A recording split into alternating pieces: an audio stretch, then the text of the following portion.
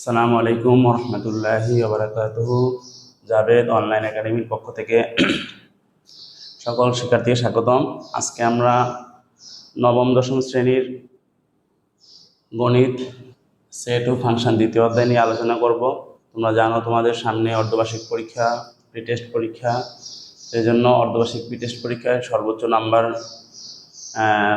নিশ্চিত করার জন্য সৃজনশীল প্র্যাকটিসের কোনো বিকল্প নেই।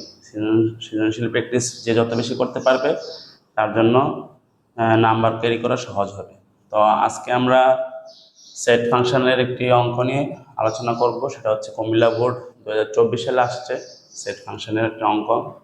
আমরা দেখি অঙ্কটা কি বলা হয়েছে। একটা উদ্দীপক দেওয়া আছে এখানে যে আর ইকুয়াল টু হচ্ছে কি এক্স ওয়াই এর মান x element of A y element of A. X এর মানও এক্সটাও এর উপাদান হবে, ওয়াইটাও এর উপাদান হবে। আর একটা শর্ত দিছে যে x minus y plus 2 equal to 0। তারপরে এফ এক্স একটা মান দিয়ে দিছে। কয় বলছে যে এ সেটটিকে সেট গঠন পদ্ধতিতে প্রকাশ করা, অর্থাৎ এখানে যে সেটটা আছে এটা হচ্ছে কি তালিকা পদ্ধতিতে। তখন আমাকে বলা হয়েছে যে সেট গঠন পদ্ধতিতে প্রকাশ করার জন্য। তো সেট গঠন পদ্ধতিতে প্রকাশ করলে একটা শর্ত দেওয়া লাগবে। আমরা দেখি তাহলে সেট গঠন পদ্ধতি কিভাবে প্রকাশ করব।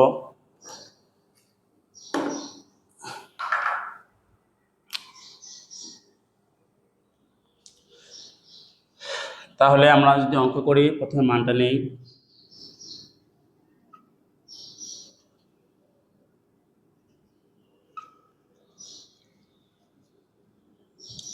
দেওয়া আছে তাহলে এ ইকুয়াল টু কত দেওয়া আছে আমার, A equal to minus 3 minus 2 minus 1 0 1। তাহলে কি বল, এখানে কি দেখতে পাচ্ছি আমরা, এখানে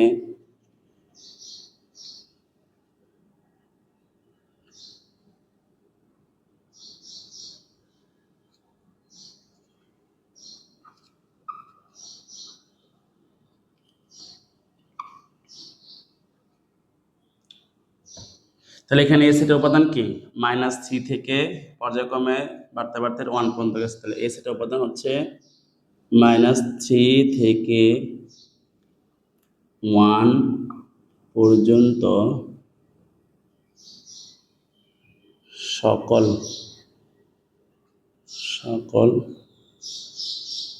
পূর্ণ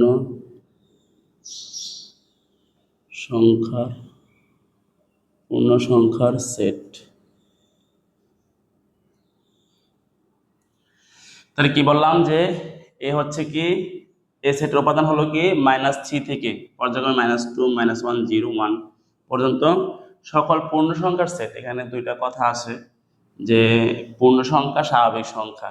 তো যেই সংখ্যাগুলা আমাদের মাইনাস মান আছে, অর্থাৎ -3 -2 -1, আমাদের স্বাভাবিক মানও আছে 0 1 2, এগুলো বলা হয় পূর্ণ সংখ্যা।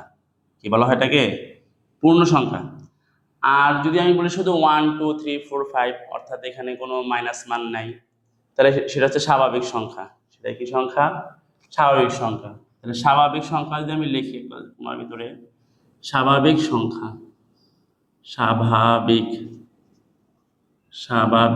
যদি আমি লিখি, তাহলে এগুলো হচ্ছে কি 1 2 3 এর সেটটা যা আছে।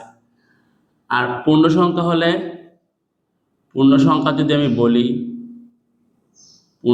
যদি বলি তাহলে আমার মাইনাস মান আসতে পারে, -2 -1, আবার নর্মাল মানও আসতে পারে। হ্যাঁ, অর্থাৎ মাইনাস মান এবং নর্মাল মান দুটা মান মিলে যেই সেটগুলো, এটা হচ্ছে পূর্ণ সংখ্যার সেট।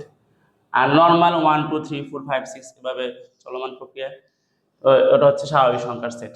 স্বাভাবিক সংখ্যার সেটকে আমরা কিন্তু সাইড নোট লিখতে পারো। স্বাভাবিক সংখ্যা, এটাকে ইংলিশে বলে ন্যাচারাল। কি বলা হয়? NATURAL, ন্যাচারাল, যেটাকে আমরা n দ্বারা প্রকাশ করি। কি দ্বারা প্রকাশ করি? n দ্বারা। আর যেটা পূর্ণ সংখ্যা, যেটা কি সংখ্যা বললাম? পূর্ণ সংখ্যা। এই পূর্ণ সংখ্যার সেটকে আমরা প্রকাশ করি, এটা ইংলিশ শব্দ না, এটা একটা জার্মান শব্দ আসছে, জার্মান শব্দ জাহলেন। কি বললাম? জাহলেন অর্থ সংখ্যা বা পূর্ণ সংখ্যা। জাহলেন অর্থ কি? সংখ্যা বা পূর্ণ সংখ্যা, এই জন্য এটাকে একটু মোটা করে জেড, একটু মোটা করে জেড, জেড দ্বারা প্রকাশ করা হয়। তাহলে এই জিনিসটা কিন্তু অনেকে আমরা লিখি ঠিকই, এন লিখি, জেড লিখি, কিন্তু তার মিনিংটা বুঝি না। তা আমাদের এখানে আজকে ক্লিয়ার হয়ে গেল স্বাভাবিক সংখ্যা মানে 1 2 3, যাকে আমরা ন্যাচারাল বলি ইংলিশে, সংক্ষেপে এন দ্বারা প্রকাশ করা হয়।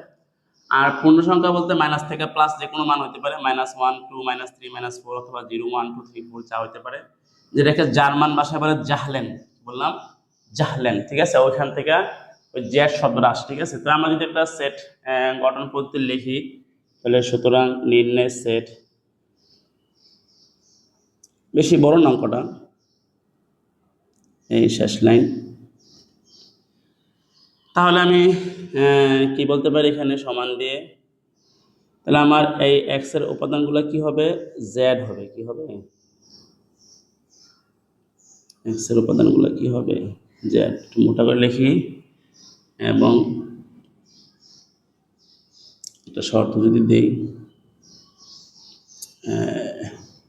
এটা -3 হইতে পারে বা তার চেয়ে বড়, তাহলে -3 বা তার চেয়ে বড়, এটা যেটা বড় চিহ্ন বোঝায়, আর নিচে দিয়ে -3 কেও মিন করবে, অর্থাৎ -3 সমান হইতে পারে বা তার চেয়ে বড় হইতে পারে কার মান, এক্স এর মান, এবং 1 এর ছোট, আবার যেহেতু 1 অ্যান্সারে আছে, তাহলে 1 এর সমানও হইতে পারে। কথা কি বলছে বুঝতে পারছো? তাহলে আমাদের জেড তো যে কোনো সংখ্যা, যে কোনো পূর্ণ সংখ্যাই বোঝায়, -5 4 6, তাহলে আমার তো -5 4 6 এখানে নাই, 3 থেকে শুরু, তাহলে 3 এর আগে যাওয়া যাবে না, তাহলে -3 এর সমান অথবা তার চেয়ে বড় এক্স এর মান, আবার 1 থেকে ছোট অথবা 1 এর সমান।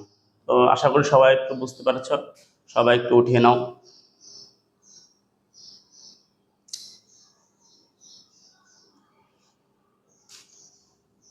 এটা এবং দিলেও পারো, অথবা তুমি যদি বলো যে স্যার এবং না দিলে এভাবে দিলেও পারো। আচ্ছা, এরপরে দেখো আমাদের খ নম্বরে কি বলা হয়েছে, খ নম্বরে বলা হয়েছে যে আর অন্যটিকে, কি বলা হয়েছে, আর আর অন্যটিকে তালিকা পদ্ধতিতে প্রকাশ করো এবং ডোম আর নির্ণয় করো। তাহলে আর অন্যয় কোনটা, এই যে মানটা ছিল আর অন্যয়, এবং এর মান যেহেতু বলছে যে x element of A, x element of y, তাহলে এখানে আমরা একটু দেখি অঙ্কটা কিভাবে করা যায়। সবাই তুলছো না, আশা করি বুঝতে পারলে।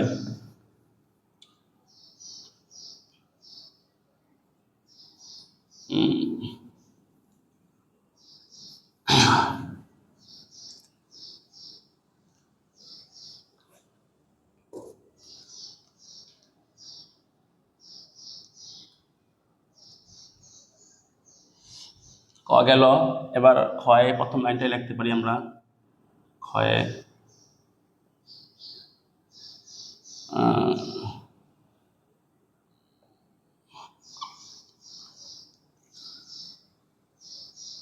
খ দিয়ে শুরু করো, প্রথমে একটু দেওয়া আছে লিখলে ভালো, দেওয়া আছে, তাহলে এটা আমাকে দেওয়া আছে এবং এর মানও দেওয়া আছে উদ্দীপকে। তাহলে আমরা একটু দেখি শর্তটা কি আছে। শর্ত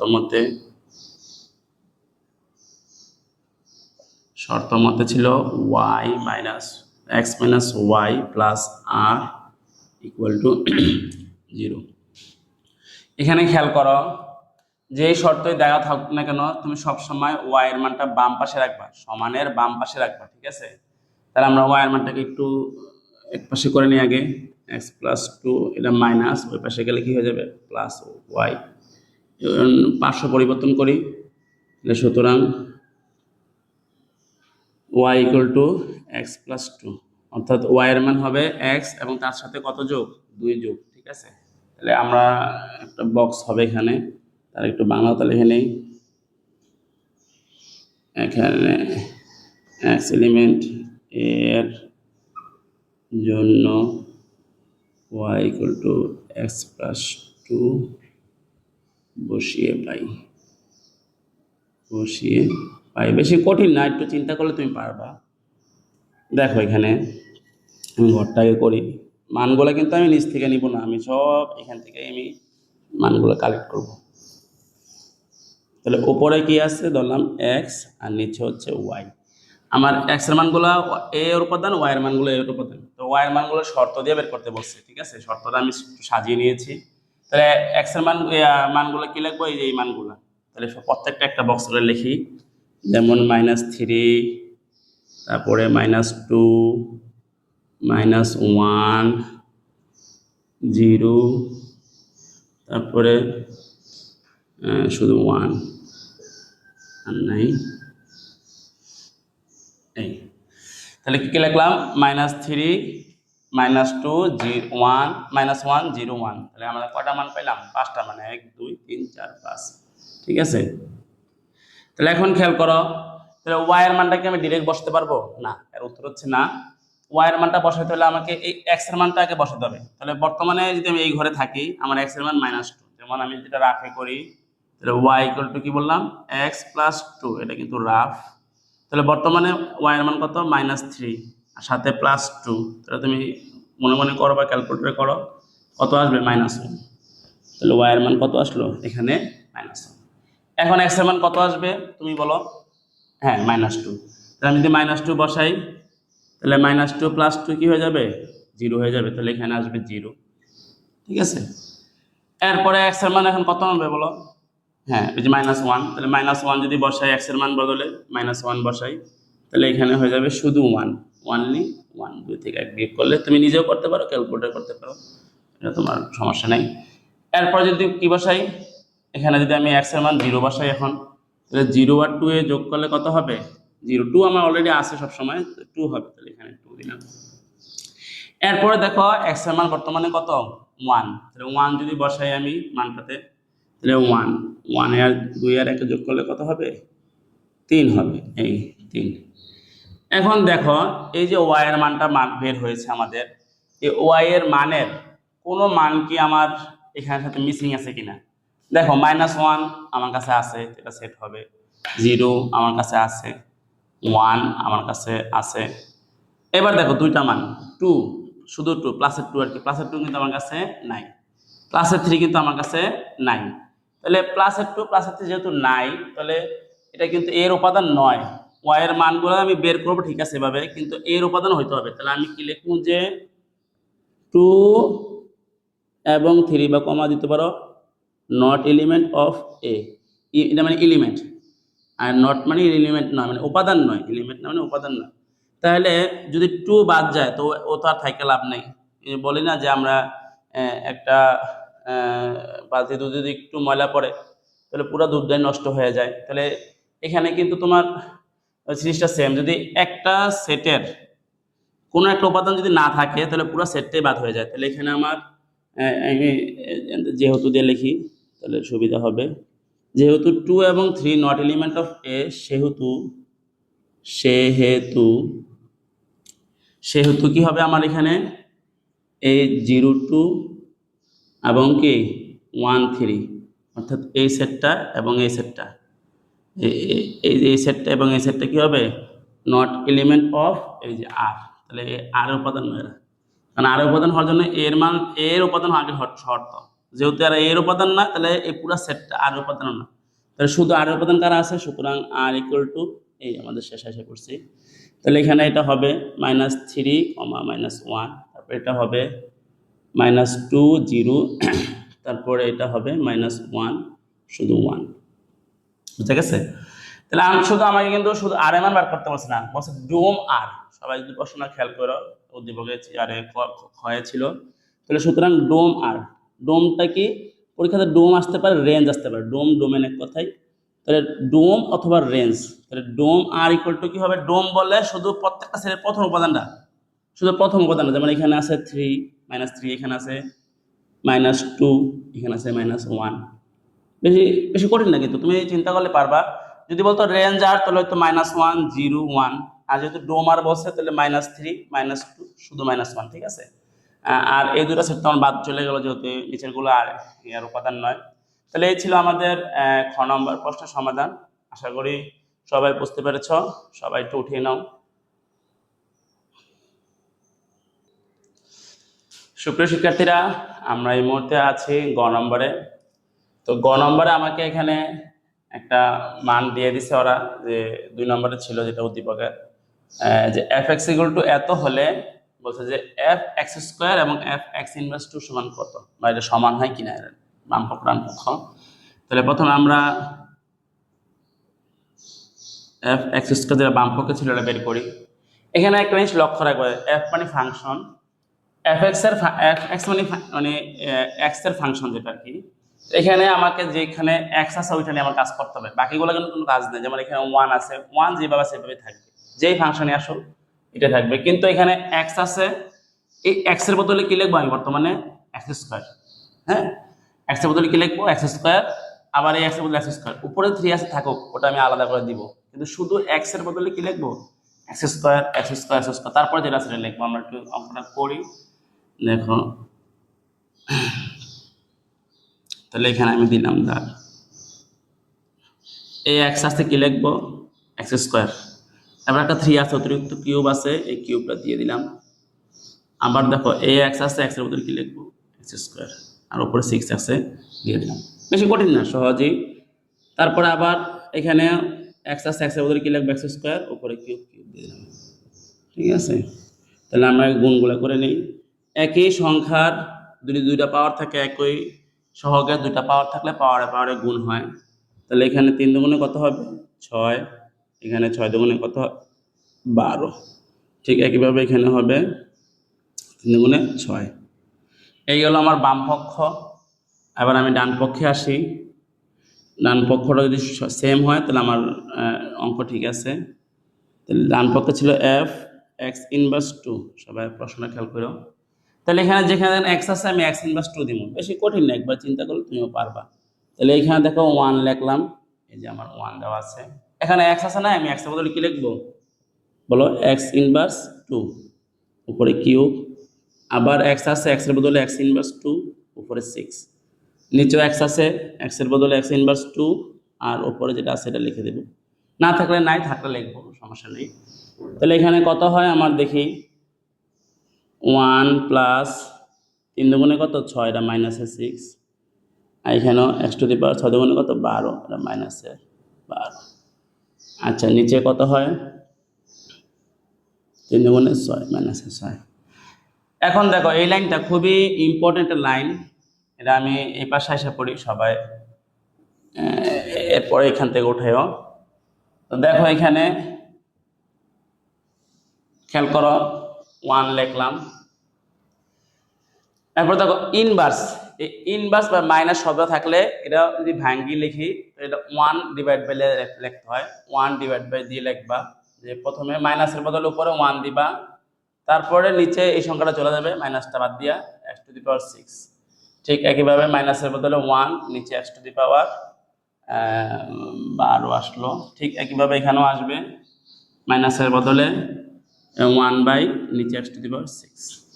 এই তাহলে আমি কি বললাম, যদি ইনভার্স থাকে ওই ইনভার্সটা ভাঙলে উপরে 1 এর বাই নিচে চলে যাবে, 1 বাই দিয়ে তারপর তুমি এটা লিখবা এক্স টু দি পাওয়ার 6। আবার মাইনাস ইনভার্সের বদলে বা মাইনাসের বদলে 1 বাই দিয়া তারপর তুমি এক্স টু দি পাওয়ার 12। এখন উপরে একটা লসাগু করা যায়, আমি যদি উপরে একটা লসাগু করি, দেখো এখানে নিচে হর নাই, এখানে হর 6টা আছে, X to the power 6 and X to the power 12। তাহলে বেশি আছে কত এক্স টু দি পাওয়ার 12, তাহলে আমি এটা নিব। তো যেহেতু এখানে হর নাই একের, তাহলে এই এক্স টু দি পাওয়ার 12 এর সাথে সরাসরি গুণ হবে। তাহলে গুণ হইলে এক্স টু দি পাওয়ার 12 এর সাথে 1 গুণ হলে এক্স টু দি পাওয়ার 12 একে এক্স টু দি পাওয়ার 12। আর এখানে অলরেডি 6টা আছে, আমার লসাগু হচ্ছে 12টা, আছে কটা 6টা। তাহলে আমার শর্ট কটা আছে, হ্যাঁ 6টা আছে, তাহলে এই 6টা হবে এখানে। ঠিক আছে, আর এখানে 12 12 মিলে গেছে, তাহলে আর কোনো শর্ট নাই, উপরে যেটা ছেড়ে লিখে দিব, শুধু 1 লিখে দিলাম, আর নিচে এক্স টু দি পাওয়ার 6 লিখলাম। এখন দেখো একটু সাজাই নেই, 1টা প্রথমে লিখলাম, তারপরে এক্স টু দি পাওয়ার 6, তারপরে এক্স টু দি পাওয়ার 12, আর নিচে এক্স টু দি পাওয়ার 12। এটা যেমন সেমে লিখলাম, সাজা লিখছি আর কি। এখন দেখো এই যে এই সংখ্যাটা, এই যে এই জিনিসটা, এটা কি অবস্থা আছে ভাগ অবস্থায়। তাহলে আমি একে যদি গুণ করি তাহলে উল্টা যাবে, উপরে যাবে এক্স টু দি পাওয়ার 6, নিচে 1, নিচের 1-এর দাম নাই নাম। তারপরে দেখো আমি যদি কাটাকাটি করি তাহলে উপরে যেভাবে আছে সেভাবে হবে, এর সাথে এর কাটাকাটি হবে, কাটাকাটি বলতে আমরা ম্যানুয়ালি মানে বলবো আর কি, যে এখানে এক্স আছে কয়টা, 6টা, এখানে আছে এক্স আছে কয়টা, 12টা। তাহলে ও দিয়ে ওকে কাটলে 6টা থেকে 12টা কাটলে আর 6টা থাকে, সহগে সহগে মিলে গেলে পাওয়ারে পাওয়ারে বিয়োগ হবে, এখানে ভাগ করলে পাওয়ারে পাওয়ারে বিয়োগ হবে। তাহলে 12টার থেকে 6টা বিয়োগ করলে কটা থাকে, 6টা থাকে। দেখো তুমি একটু চেহারাটা দেখো, এই অঙ্কের অ্যান্সারটা মানে আমার বাম পক্ষের অ্যান্সারটা আর ডান পক্ষের অ্যান্সারটা কি মিলছে? হ্যাঁ, মিলে গেছে। দেখো 1 1 x⁻6 12, ঠিক আছে। তাহলে আমাদের কি বলতে পারি, সুতরাং লেফট হ্যান্ড সাইড সমান রাইট হ্যান্ড সাইড দেখাইতে বলছে, তাহলে ইংলিশে বলে শোড। দেখো শিক্ষার্থী বন্ধুরা, আমাদের অঙ্ক শেষ, আমরা আবার একটু বুঝে নেই। প্রথমে এফ এর মানটা দেওয়া আছে, দিলাম। তারপর বলছে যে এফ স্কোয়ারের মান ব্যবহার করতে। তো যেখানে এক্স আছে আমি এক্স স্কোয়ার লিখবো, যেমন 1 লিখলাম, এক্স আছে এক্স স্কোয়ার লিখছি, উপরে একটা অতিরিক্ত 3 আছে, আবার এক্স আছে এক্স স্কোয়ার লিখছি, উপরে একটা অতিরিক্ত 6 আছে। এখানে কিভাবে এক্স আছে এক্স স্কোয়ার লিখছি, উপরে অতিরিক্ত 3 লিখছি। গুণ করি, 3 দুগুণে 6, 6 দুগুণে 12, 3 দুগুণে 6। আমাদের বাম পক্ষ শেষ। ঠিক সেম টু সেম ডান পক্ষ আছে। এবার এক্স ইনভার্স 2, ইনভার্স বলে বা x⁻² বলতে পারো। তাহলে এইখানে তুমি খেয়াল করো যে যেখানে এক্স আছে তুমি x⁻² লিখবা, তাহলে x⁻² বা x⁻² লিখলাম। তারপরে উপরে 3 আছে, আবার x এর বদলে x⁻² লিখলাম, উপরে 6 আছে, আবার x এর বদলে x⁻² লিখলাম, উপরে 3 আছে। এখন দেখো আমরা মিলাই, 1 দিলাম, x লিখলাম, মাইনাস থাকলো, 3 দুগুণে 6, আবার 6 দুগুণে 12, 3 দুগুণে 6 লিখলাম মাইনাস দিয়ে। এখন দেখো এই জিনিসটাকে, এই মাইনাসটাকে আমার ভাঙতে হবে। আমি আগেই বললাম যদি উপরে পাওয়ার ইনভার্স থাকে বা মাইনাস থাকে, এটা 1 দিয়ে লিখতে হবে। 1 এই মাইনাসের বদলে উপরে 1 দিয়ে আবার বাই দিবা, মানে ভাগ দিবা, তারপর সংখ্যা লিখবো। তাহলে x⁻6 লিখলাম, আবার মাইনাসের বদলে 1 দিয়া x⁻12 লিখলাম, আবার মাইনাসের বদলে 1 দিয়া x⁻6 লিখলাম। এখন দেখো লসাগু করি, এই সবগুলো লসাগু, এখানে নিচে কেউ নাই, হর নাই, এখানে x⁻6, এখানে x⁻12, তাহলে আমাদের x⁻12টা বড়, এটা লসাগু হবে। তাহলে এখানে যেহেতু কেউ নাই, সরাসরি এর সাথে একের গুণ হবে, এর সাথে একের গুণ করলে x⁻12 থেকে x⁻12, এন্ড x⁻6টা আছে, তাহলে 6টা শর্ট আছে, তাহলে 6 x⁻6 দিয়ে গুণ হবে ওর সাথে, যেটা সেটা হবে x⁻6 থেকে x⁻6। আর এখানে পুরোপুরি মিলে গেছে, তাহলে এখানে কেউ নাই, কেউ না থাকলে মনে হয় 1, তো 1 এর সাথে 1 গুণ হইলে মানে কেউ মানে সবাই মিলে গেলে ভাগ করলে 1 থাকে, তো 1 এর সাথে 1 গুণ করলে একক 1। এরপরে লিখলাম আলাদা করে, একটু সাজায় লিখছি, 1 আগে, তারপরে এটা, তারপরে এটা পরে লিখছি, তারপর নিচেটা যেভাবে উপরে লিখছি যেভাবে ছিল। এখন দেখো খেয়াল করো, এটা কি আছে, ভাগ অবস্থায়। বারবার বলতেছি কি অবস্থায় আছে, এটা ভাগ অবস্থায়। তাহলে ভাগটাকে গুণ করলে উল্টায় যাবে, তাহলে x⁻6 চলে যাবে উপরে, 1 চলে যাবে নিচে। তাহলে যেভাবে সেভাবে লিখলাম, 6 থেকে 12 ভাগ করলে পাওয়ারে পাওয়ারে বিয়োগ হয়ে যাবে। যদি সহগ সহগ মিলা যায়, ভাগ করলে পাওয়ারে পাওয়ারে বিয়োগ, আর সহগে সহগে মিলে গেলে গুণ করলে পাওয়ারে পাওয়ারে যোগ। তাহলে 12 থেকে 6 বিয়োগ করলে কটা থাকে, 6টা থাকে, আর নিচের একটা দাম নেই। তো দেখো চেহারা মিলে গেছে, একেবারে সেম টু সেম হয়ে গেছে। তাহলে আমরা কি বলতে পারি, লেফট হ্যান্ড সাইড সমান রাইট হ্যান্ড সাইড। তো এই ছিল আজকে আমাদের একটা সেট ফাংশনের অংশ, কুমিল্লা বোর্ড 24। তোমরা তোলার ক্ষেত্রে এটা আগে তুলবা, তারপরে এটা কি, ঠিক আছে, সবাই বুঝতে পারতেছ।